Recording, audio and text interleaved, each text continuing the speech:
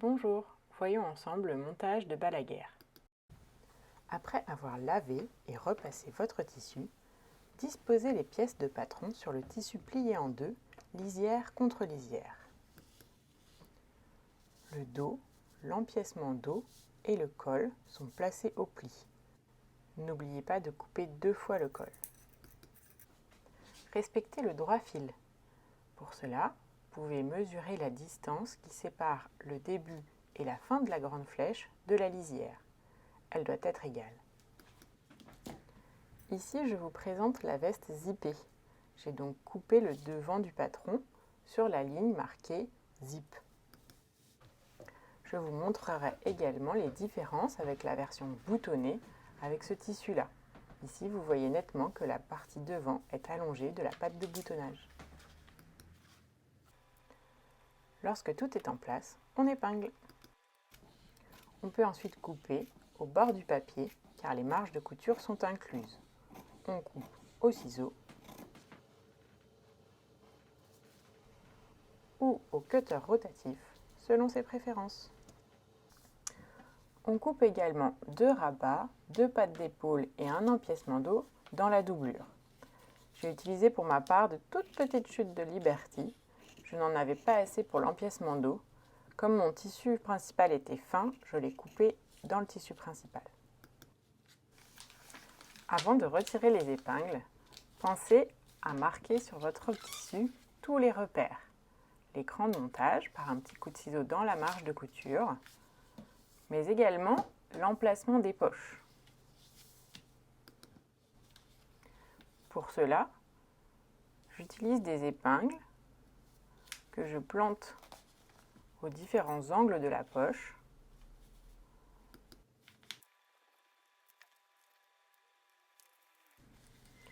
Je viens ensuite repérer, à l'aide d'un crayon spécial tissu, sur l'envers de mon tissu, l'emplacement des poches.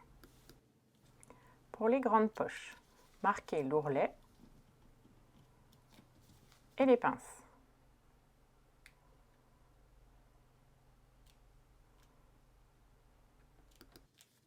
Pour l'extrémité, j'utilise à nouveau une épingle.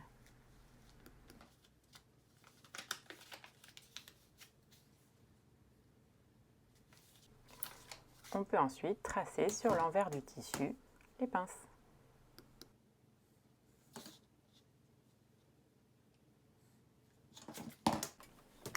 Coupez dans le thermocollant une épaisseur de colle si votre tissu ne se tient pas bien.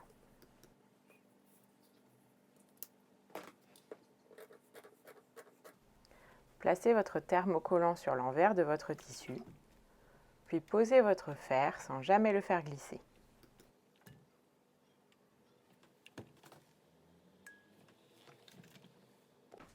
Pour la version boutonnée, venez installer une bande de thermocollant de 3,5 cm de large tout le long du milieu devant.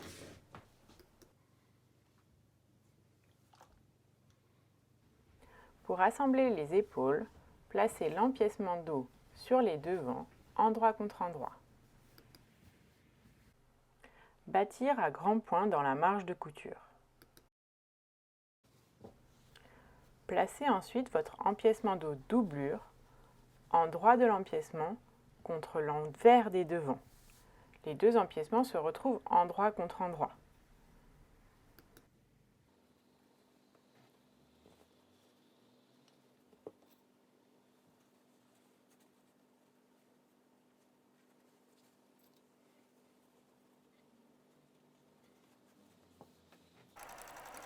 Piquez les 3 épaisseurs à 1 cm du bord.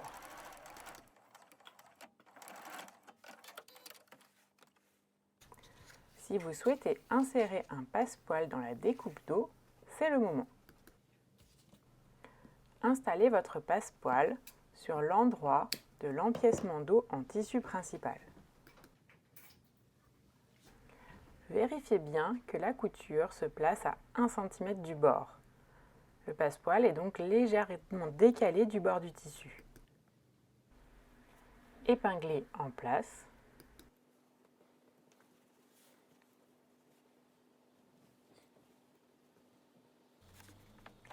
et piquer le plus près possible du bourrelet. J'utilise pour m'aider le pied de biche spécial fermeture éclair qui me permet de piquer tout à gauche du pied de biche le long du petit bourrelet. On place ensuite le dos, endroit contre endroit.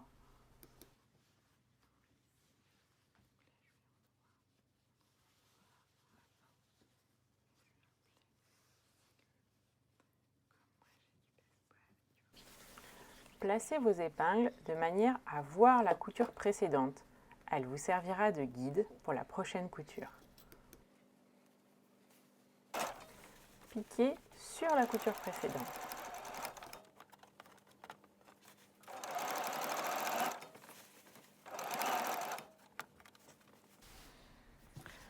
Enroulez les morceaux devant.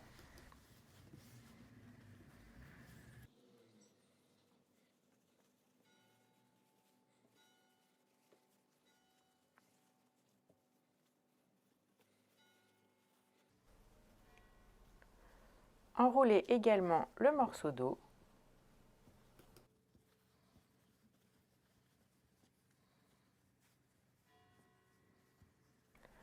De manière à pouvoir enfermer ces différents morceaux entre les deux empiècements dos.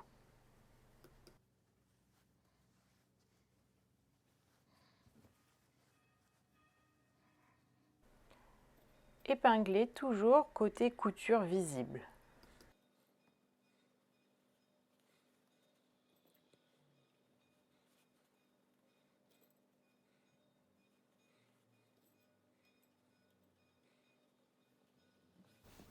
Piquez de nouveau sur la couture précédente. C'est l'heure de retourner pour admirer son travail.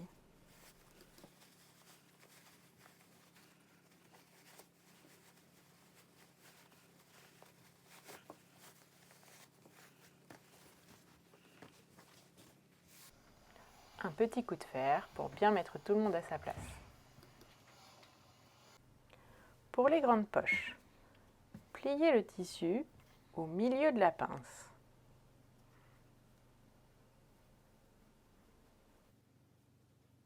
Épinglez sur la ligne.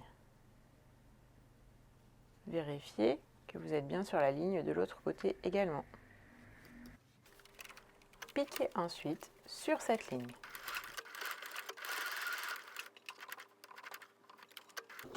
Attention, la marche arrière à la fin est un peu délicate.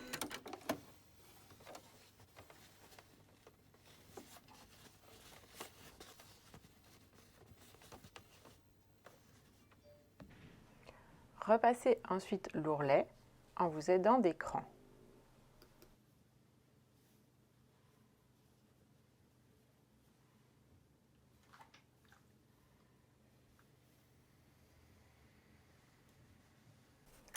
Zigzaguez ou surjetez le bord de l'ourlet.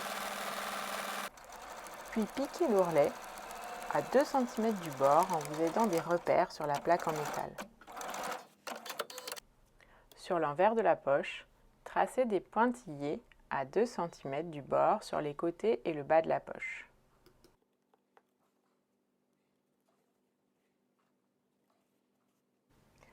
Pliez au fer les valeurs de couture en amenant le bord franc du tissu contre les pointillés.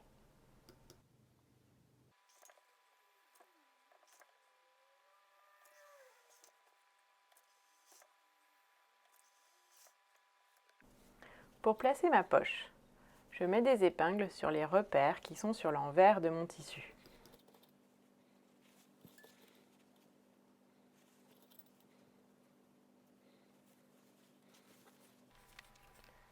Je place ensuite ma poche en fonction de ces repères.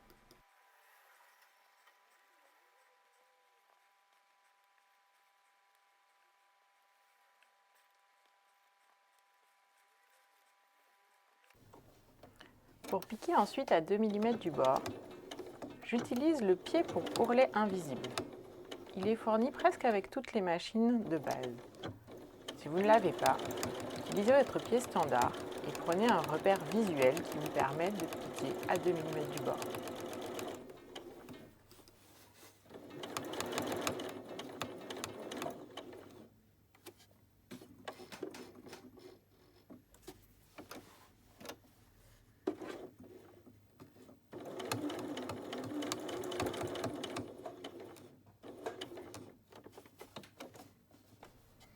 De part et d'autre de l'ouverture de poche, je renforce à l'aide d'un point bourdon. Je repasse au pied standard, je règle un zigzag court et très serré.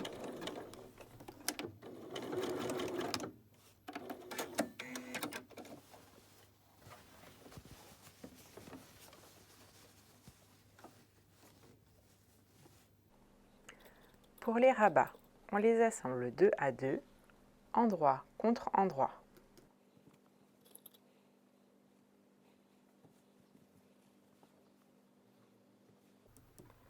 Piquez à 1 cm du bord en laissant le grand côté ouvert pour pouvoir retourner. Je vous recommande de diminuer la longueur de point dans les angles. 1 cm avant et après chaque angle, vous pouvez régler votre longueur de point sur 1,5. Ainsi, quand on crantera, on enlèvera de la matière avant de retourner, l'angle sera solide.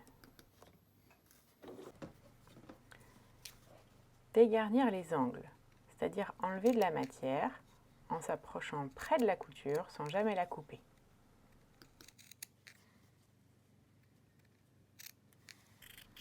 Diminuer les valeurs de couture de moitié.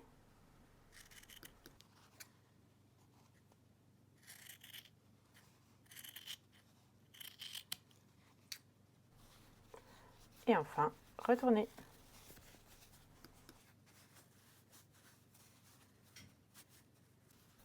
Pour avoir de beaux angles, j'utilise un retourne-colle. Sa pointe un peu arrondie permet de faire sortir les angles sans les transpercer. Aplatir au fer en prenant soin de bien faire ressortir la couture. Surpiquer à quelques millimètres du bord pour bien maintenir en place.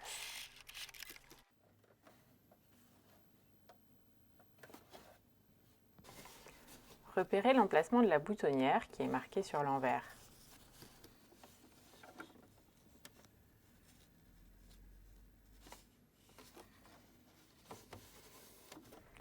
On coud la boutonnière avant de fixer le rabat sur la veste, c'est beaucoup plus pratique.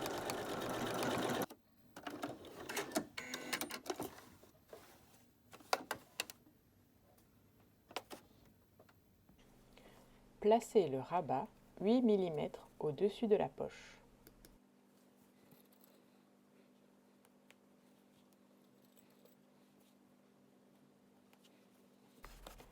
Piquez à 5 mm du bord du rabat.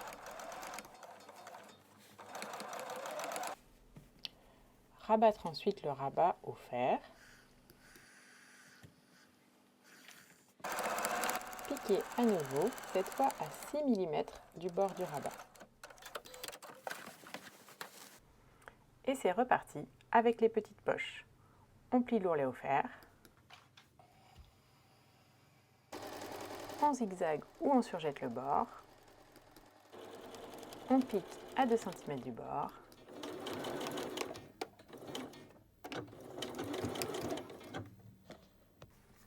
On trace des pointillés sur l'envers à 2 cm.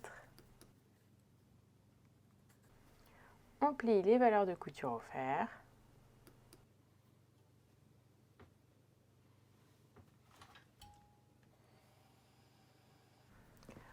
On met des épingles pour retrouver nos repères sur l'endroit du tissu. On place notre poche.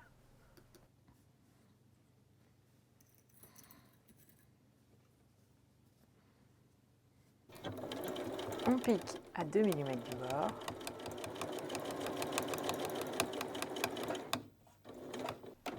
Et on renforce l'ouverture. Pour préparer l'ourlet du bas, tracez des pointillés sur l'envers du tissu à 2 cm du bord.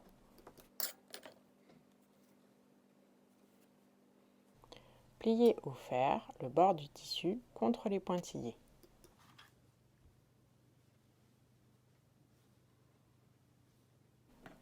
Tracez une deuxième série de pointillés à 4 cm du pli formé. Pliez à nouveau au fer le pli contre les pointillés. Attention, pour l'instant, on ne pique pas l'ourlet. il est seulement pré-plié. Pour la version zippée, zigzaguez ou surjetez le milieu devant, là où va s'installer la fermeture éclair. Ouvrir maintenant le zip et placez chaque morceau, endroit contre endroit, au bord du milieu devant.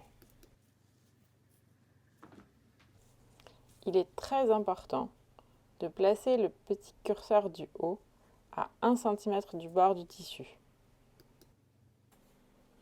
Épinglez en place.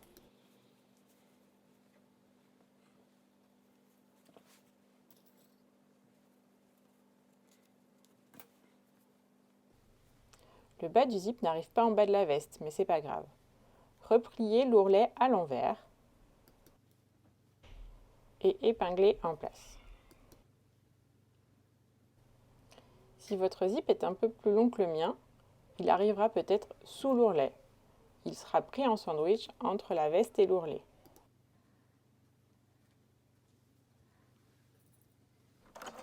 Piquez le long des maillons en utilisant le pied spécial fermeture éclair.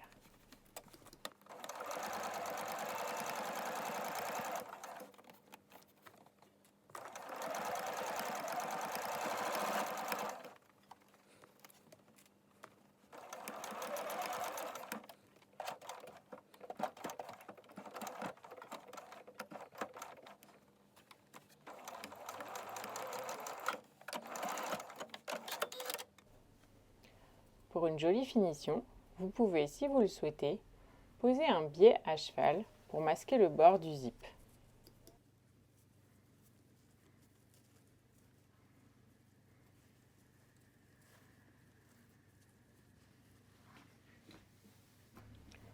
Dans tous les cas, retournez l'angle du bas et surpiquez en place.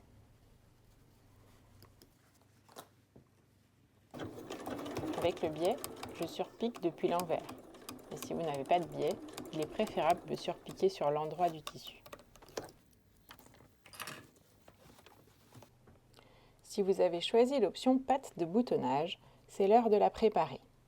Tracez des pointillés le long du milieu devant à 2 cm du bord du tissu. Pliez au fer le bord du tissu contre les pointillés.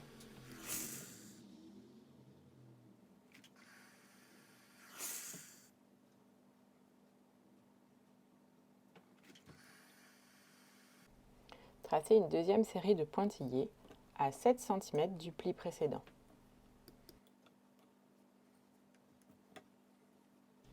Pliez à nouveau au fer le pli contre les pointillés.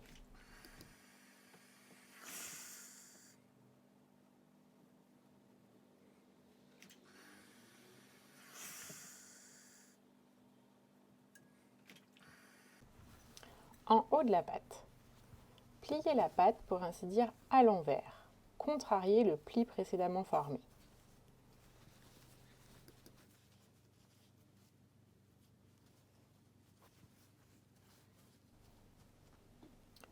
Épinglez en place.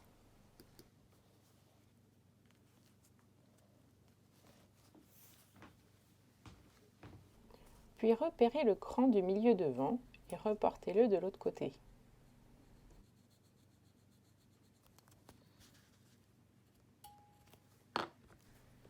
À droite de mon repère, il faudra coudre à 1 cm du bord. Ensuite, il faudra regagner le bord du tissu en biais. Depuis le bord jusqu'à mon repère, je couds à 1 cm.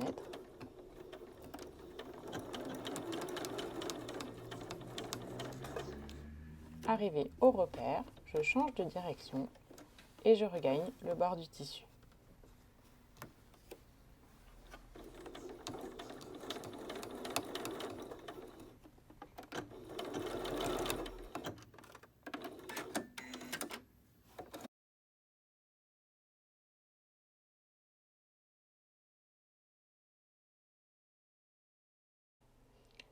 Crantez au niveau du repère du milieu devant, au changement de direction de la couture. Vous pouvez maintenant retourner votre patte sur l'endroit.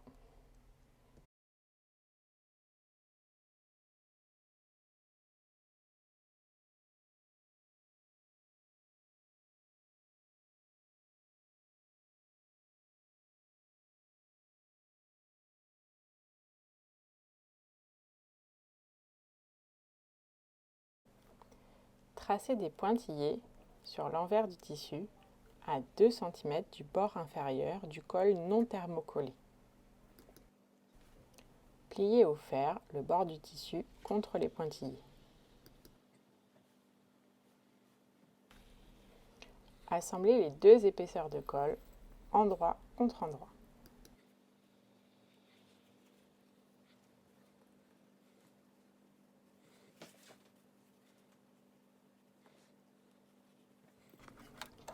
Piquez à 1 cm du bord en réduisant la longueur de point à 1,5 à l'approche des angles.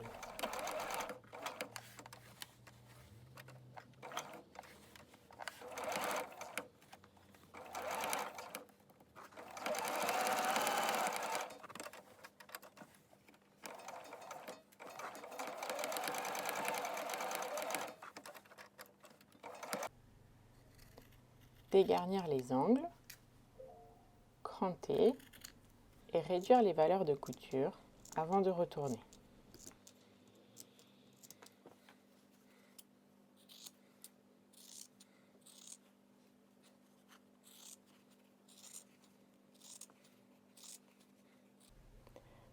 Ouvrir la grande couture au fer.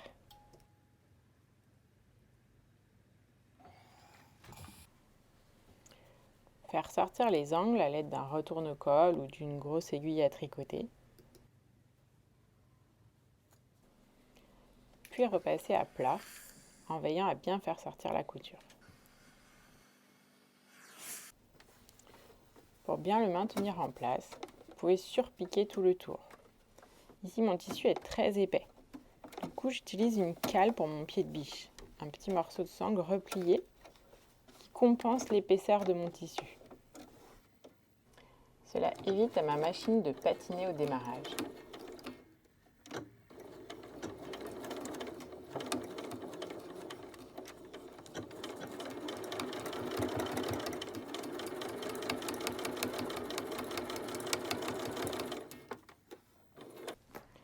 Pour le montage du col, posez le col endroit contre endroit.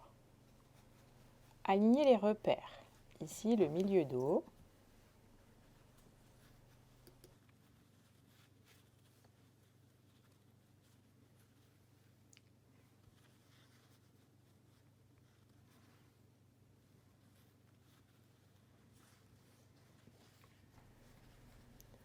Ensuite, la couture d'épaule.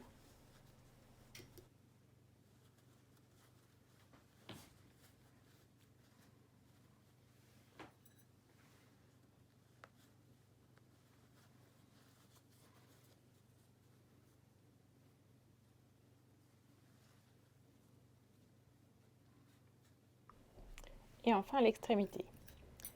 Ici, nous montons le col sur la version zippée. L'extrémité du col vient au bord de la fermeture éclair. Nous verrons la version boutonnée ensuite. Rajoutez quelques épingles et le tour est joué.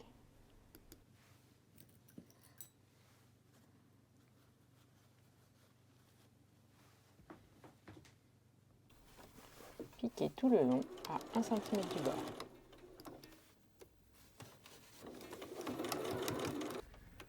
À l'extrémité, la couture s'arrête au bord du pli de la seconde épaisseur de col.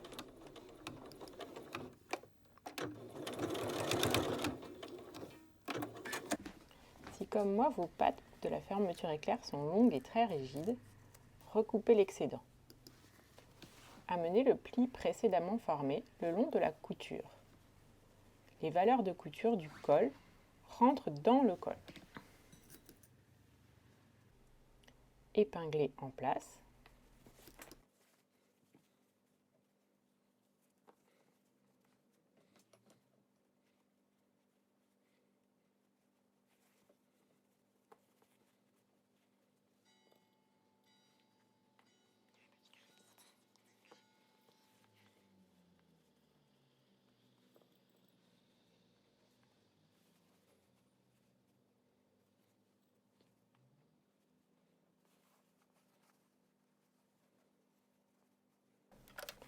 Piquez à 2 mm du pli Vous pouvez pour ça à nouveau utiliser le pied de biche pour ourler invisible ou votre pied de biche standard en utilisant un repère visuel.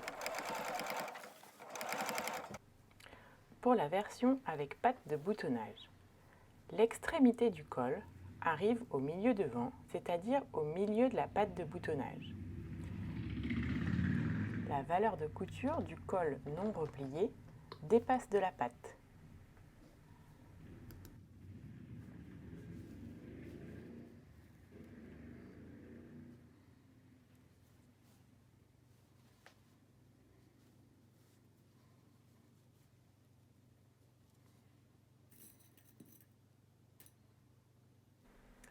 Comme sur la version zippée, on épingle en utilisant bien les repères, épaules et milieu dos.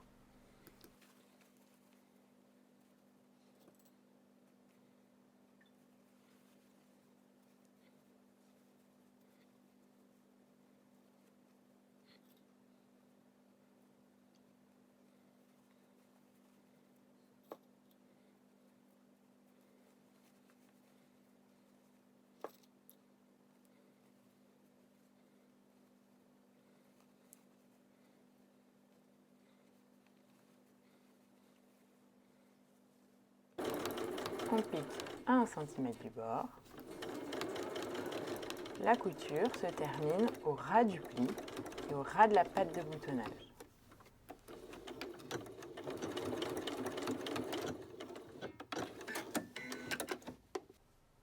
On bascule alors ensuite toutes les valeurs de couture à l'intérieur du col. On aligne le pli à la couture précédente et tout cela est très propre. On peut ensuite aller piquer à quelques millimètres du pli pour maintenir le tout en place. Pour coudre les côtés, placez le dos et le devant endroit contre endroit et épingler. Piquez à 1 cm du bord. Ouvrir la couture au fer. Zigzaguer ou surjeter les valeurs de couture séparément. Pour une finition plus haut de gamme, vous pouvez également poser un biais sur chaque valeur de couture. Assemblez chaque dessous de manche à sa manche en laissant bien sûr la fente ouverte.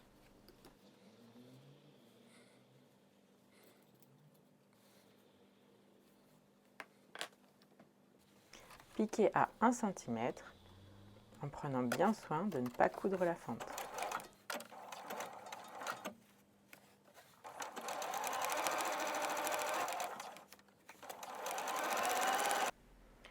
Ouvrir la couture au fer en prolongeant le pli le long de la fente. Zigzaguer ou surjeter les valeurs de couture séparément. Surpiquer les contours de la fente pour maintenir la valeur de couture en place. Pour ce faire, j'ai déplacé mon aiguille tout à droite et je longe la fente avec mon pied.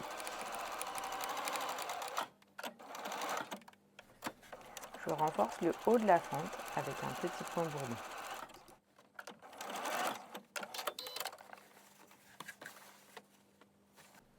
Nous allons maintenant fermer le tube de la manche, endroit contre endroit.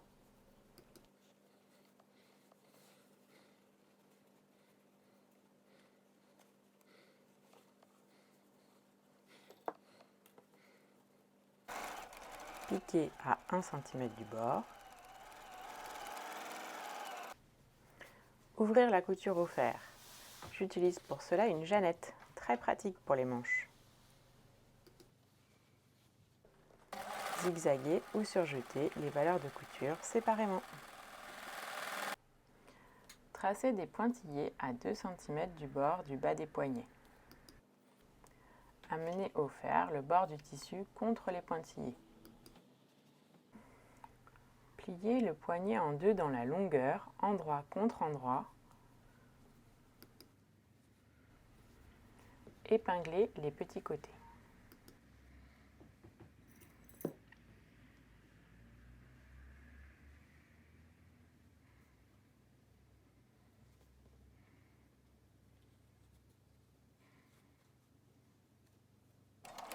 Piquez les petits côtés à 1 cm du bord.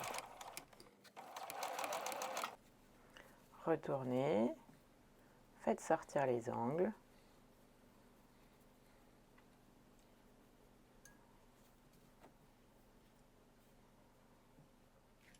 Et aplatir au fer. Installez le poignet endroit du côté non plié contre envers de la manche.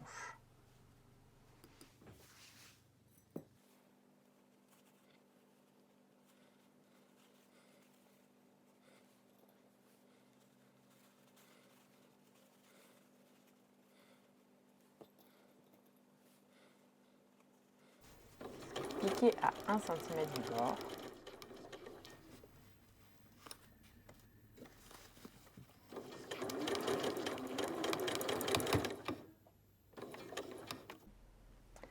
Rabattre le poignet sur l'endroit et comme pour le col, enfermer les valeurs de couture à l'intérieur en alignant le pli sur la couture.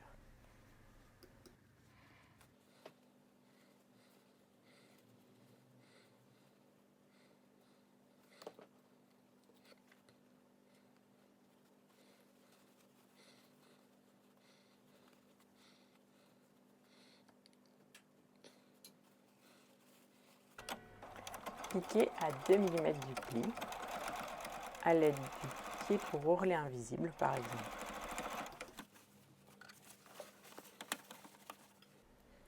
Assemblez les pattes d'épaule 2 à 2, endroit contre endroit, en laissant le petit côté ouvert pour pouvoir retourner.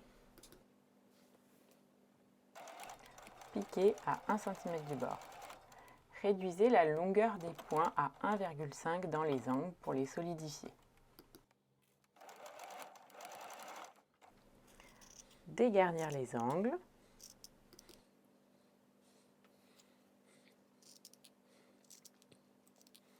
Et réduire de moitié les valeurs de couture.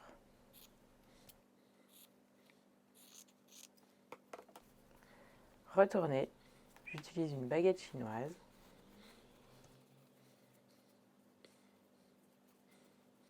J'utilise à nouveau mon retourne-colle pour sortir les angles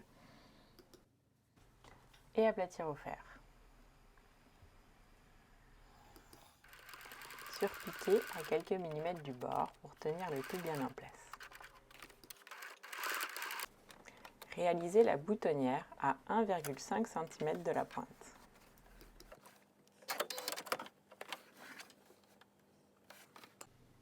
Pour ouvrir une boutonnière, 2 méthodes. La méthode avec le découvite. Pour cela, je place une épingle à l'extrémité de la boutonnière pour éviter d'aller trop loin avec le découvite. Je plante ensuite le découvite au début de la boutonnière et je coupe minutieusement entre les deux coutures.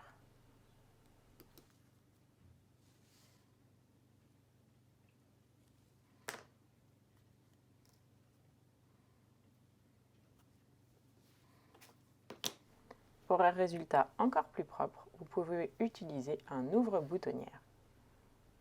Hyper simple à utiliser, il suffit d'appuyer.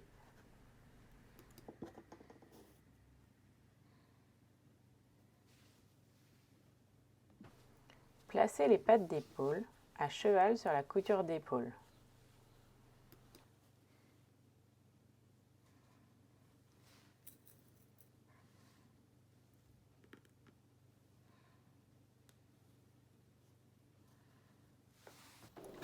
Les bâtir en place à grands points dans la marge de couture. Pour placer les manches, le dessous de manche doit être côté dos. Retournez ensuite la veste pour attraper la manche par l'emmanchure. La veste et la manche sont alors bien endroit contre endroit. Alignez les repères, épaules, cran de carrure, dessous de manche et épinglez le tout.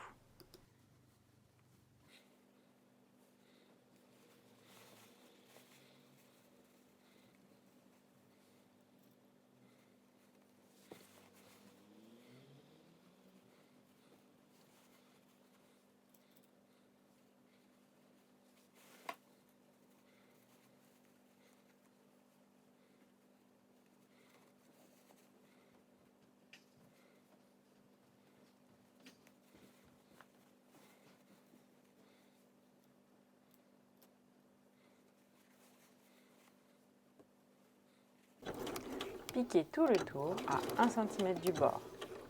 Prenez votre temps, le montage de la manche c'est délicat. Si une petite bulle de tissu se forme, n'hésitez pas à soulever votre pied de biche pour l'aplatir, pour éviter la formation de petits plis.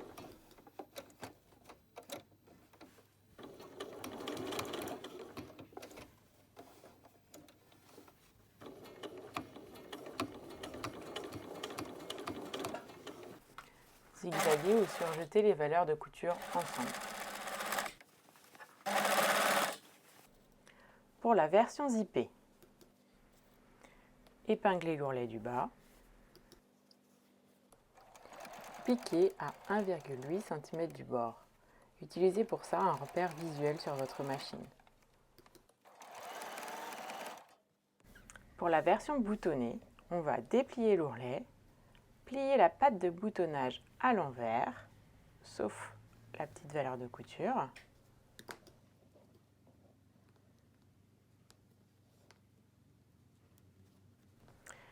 Et on va venir piquer dans le sillon du pli de l'ourlet.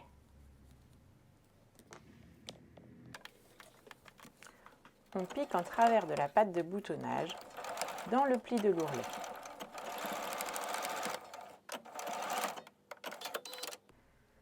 On retourne.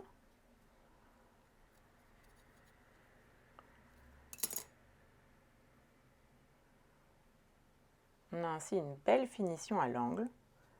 On peut alors piquer l'ourlet et la patte de boutonnage.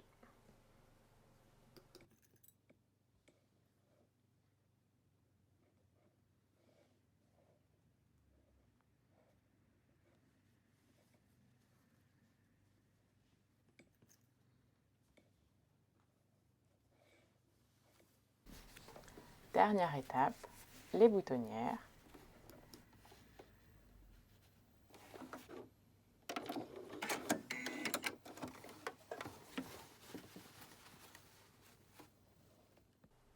Et les boutons.